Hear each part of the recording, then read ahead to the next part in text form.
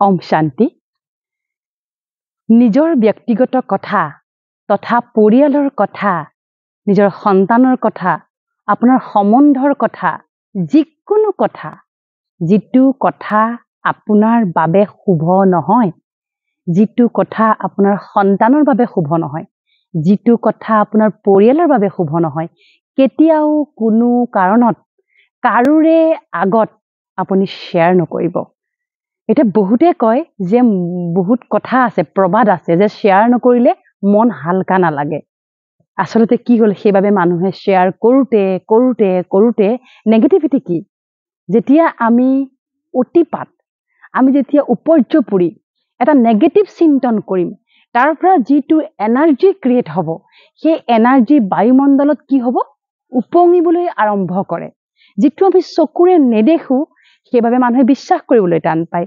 আধ্যাত্মই হেতুৱে কৈছে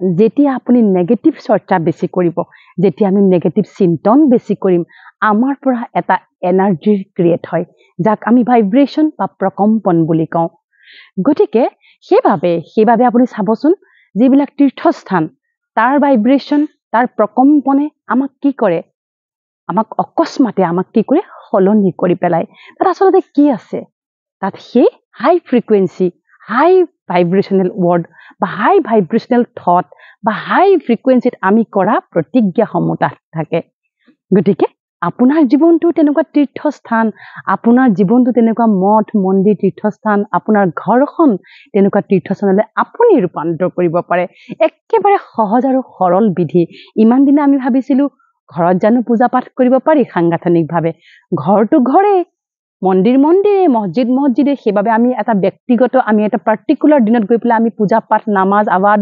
বা আমি সকলো কৰো কিন্তু কথাটো হৈছে যে সকলো সময়তে আপুনি মন্দিৰ মসজিদ গীৰ্জা নামঘৰ বিচাৰি ফুৰিব নোৱাৰে আপোনাৰ জীৱন অতি ব্যস্ততাৰ জীৱন গতিকে ব্যস্ততাৰ জীৱনতো আপোনাৰ সকলো সময়তে পৰমাত্মিক শক্তি বা ঈশ্বৰৰ কিন্তু আপোনাৰটো সান্নিধ্য আপোনাৰ ঈশ্বৰৰ আশীৰ্বাদ লাগিবই নহলে আমি চলিব নোৱাৰো নহয় জানো সেইভাবে আমি কি কৰো ঘৰতে আমি এটা এখন স্থান তৈয়াৰ কৰি লওঁ সেই স্থানখনৰ মাহাত্ম্য আমি কিমান ৰাখিছো সেই স্থানখন দেখাত সৰু কিন্তু হয়তো এখন তীৰ্থস্থান আপুনি ঘৰত যদি এটা নামঘৰ প্ৰতিষ্ঠা কৰিছে আপুনি ঘৰত যদি এডখৰ আপুনি যদি নামাজ পঢ়াৰ স্থান নিৰ্ণয় কৰি লৈছে আপুনি যদি ঘৰতে সকলোখিনি কৰা আপুনি ব্যৱস্থা কৰি লৈছে তাৰ মানে কি তাৰ মানে আপুনি আপোনাৰ ঘৰত এখন তীৰ্থস্থান পাতিছে কিন্তু আমি কি কৰো সেই তীৰ্থস্থান আমি জানো সেই ভাইব্ৰেশনৰ জানো আমি ৰাখিব পাৰিছো আমি জানো সেই তীৰ্থস্থানক আমি জানো তেনেকৈ যে সেই ভাইব্ৰেশনে জানো ৰাখিবলৈ পাৰিছো যত অনবৰতে নেগেটিভ চৰ্চা হৈছে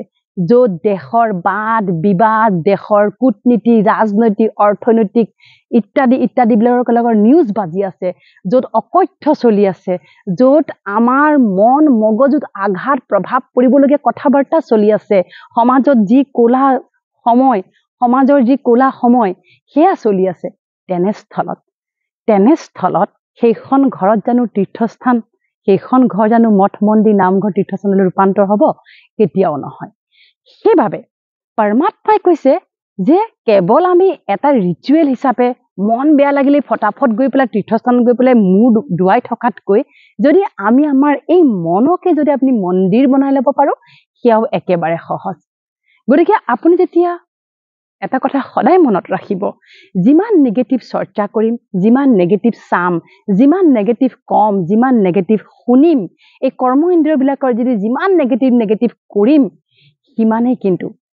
সিমানে কিন্তু আমাৰ জীৱন নেগেটিভিটিৰে ভৰপুৰ হৈ যাব আৰু এদিন এনেকুৱা হয় তাৰ পৰা ওলাই যোৱাৰ আমি ৰাস্তা বিচাৰি নাপাওঁ সেইভাবে প্ৰথম কথা হৈছে পৰিয়ালত যোন যেনেকুৱাই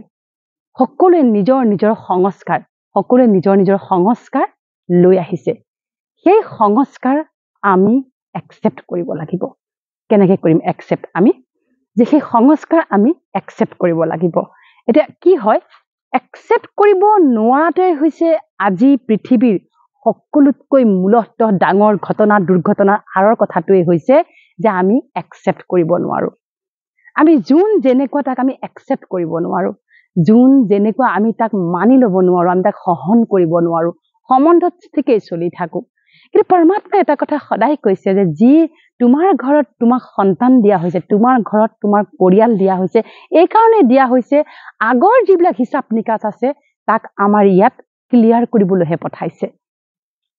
তাৰ মানে যদি আপোনাৰ পৰিয়াল আছে আপুনি বহুত ভাগ্যৱান, আপোনাৰ যদি সতি সন্তান আছে আপুনি বহুত ভাগ্যৱান বুলি ভাবিব লাগিব। কাৰণ কিয় ভাগ্যৱান? কাৰণ এজন ঈশ্বৰে পোনপটীয়াকৈ আমাক সেই দায়িত্ব অৰ্পণ কৰিছে।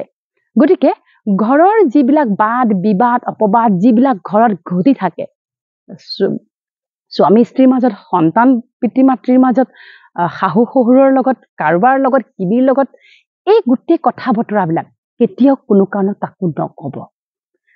যদি আপুনি কব বিচাৰিছে, এজনেই ব্যক্তি আছে এই পৃথিৱীত আৰু এনেকুৱা কোনো ব্যক্তি নাই যিয়ে আপোনাক পূৰ্ণ সমৰ্থন কৰিব, সকলো শুনিব আৰু আপোনাক সমাধান দিব, সেয়া হৈছে ঈশ্বৰ। ঈশ্বৰ আল্লাহ গড ভগৱান ঘৰতেই বহক। ৰাতিপুৱা শুই উঠিয়েই সেইবাবে ঘৰত এইবিলাক নেগেটিভিটি আৰম্ভ কৰাৰ আগতে যদি আপুনি পজিটিভিটি যদি এটা ভাইব্ৰেশ্যনৰ এটা যদি আপুনি ক্ৰিয়েট কৰি লয়, ঘৰখন যদি আপুনি পজিটিভিটিৰে যদি ক্ৰিয়েট কৰি লয়, সেইখন ঘৰত কিন্তু বহুত সমস্যা খুব সোনকালে সমাধান হ'বলৈ আৰম্ভ কৰিব। আপুনি প্ৰেক্টিচ কৰি যাব পাৰে এইটো। গতিকে ৰাতিপুৱাই শুই উঠি ঘৰখনৰ বায়ুমণ্ডলটো বনাওক। ঘৰখনত আপুনি ক'ৰবাত এটা স্থানত বহক, বহি পেলাই আপুনি কওক যে এইখন ঘৰ মোৰ তীৰ্থস্থান। ইয়াত কোনো নেগেটিভিটি, কোনো নেগেটিভ শক্তি যিমান আছিল আজিলৈকে সকলো নিজে নিজে ওলাই গৈছে। মোৰ ঘৰ স্বৰ্গ। মোৰ ঘৰত থকা প্ৰতিটো আত্মা স্বৰ্গীয়। সকলোৱে বহুত ভাল, সকলোৱে নিজৰ নিজৰ পাৰ্ট বজাই আছে। মোৰ ঘৰখনত পৰমাত্মিক শক্তি ভৰপূৰ হৈ আছে। এইখন ঘৰৰ প্ৰতিটো আত্মা শক্তিশালী, প্ৰতিটো আত্মাই এটাই আনটোক সহযোগ কৰে, এটাই আনটোক গ্ৰহণ কৰে, সহন কৰে। মোৰ ঘৰখনত থকা প্ৰতিটো সম্বন্ধই একত্ৰ, আমাৰ মাজত একত্ৰতা, হাৰমনি, সুখ আৰু মধুৰতা বিৰাজমান কৰে। মোৰ ঘৰখনত থকা প্ৰতিটো আত্মাই নিৰোগী, মানসিক আৰু শাৰীৰিকভাৱে ফিট এণ্ড ফাইন। মোৰ ঘৰখনত থকা প্ৰতিটো আত্মা শক্তিশালী, সকলোৰে আত্মিক শক্তি বহুত বেছি। প্ৰতিজন আজ্ঞাকাৰী এজনে আনজনক সহযোগ কৰে, সকলো শান্তস্বৰূপ, আনন্দ সুখ, দিব্য পবিত্ৰতা স্বৰূপ, সকলোৱে সন্তুষ্টতাৰ মূৰত, সকলোৱে সফলতাৰ মূৰত। এনেকৈ কৈ কৈ আপুনি ঘৰখনৰ বায়ুমণ্ডল ছেট কৰক। লাহে লাহে ঘৰখনৰ পৰা আপোনাৰ সমস্যাবিলাক কমিবলৈ আৰম্ভ কৰিব। আৰু দ্বিতীয়তে, যদি আপুনি আনক আপুনি ক'বলৈ ইচ্ছা যায়, তেন্তে আপুনি সদায় সেইজনৰ ভাল গুণখিনি ক'ব, অৱগুণখিনি কোনো কাৰণত কেতিয়াও কাৰো ওচৰত নক'ব। ভাল গুণখিনি ক'ব, পৰাপক্ষত ভাল তেওঁৰ যিবিলাক সংস্কাৰ আছে সেই ভাল সংস্কাৰবিলাক আপুনি তেওঁক কওক। দেখিব লাহে লাহে লাহে লাহে লাহে লাহে আপোনাৰ লগতে আপোনাৰ পৰিয়ালৰ যিবিলাক সৰু সৰু প্ৰব্লেম আছিল, যিবিলাক ডিষ্টাৰবেঞ্চ আছিল, সকলো লাহে লাহে ঠিক হ'বলৈ আৰম্ভ কৰিছে। তাৰোপৰি ব্ৰহ্মকুমাৰীজ প্ৰতিষ্ঠানত গৈ ৰাজযোগৰ প্ৰশিক্ষণ লওক। এই মেডিটেশ্যনৰ দ্বাৰা আপুনি অতি সহজে যিবোৰ নিয়ম কৈ থাকোঁ, যিবিলাক আমি প্ৰণালী কৈ আছোঁ, সেইবোৰ অতি সহজে আপুনি ব্যক্তিগত জীৱনত আপুনি ইমপ্লিমেণ্ট কৰিবলৈ খুব আপোনাৰ বাবে সহজ হ'ব। এই ৰাজযোগ কোৰ্চ সম্পূৰ্ণ বিনামূলীয়া। আপোনাৰ ঘৰৰ কাষত নিশ্চয় ব্ৰহ্মকুমাৰী বিশ্ববিদ্যালয় আছে। গুগলত চাৰ্চ কৰিলে আপুনি নিশ্চয়কৈ পাব আৰু আপুনি অনতিপলমে আহক, ৰাজযোগ কৰক। ওম শান্তি।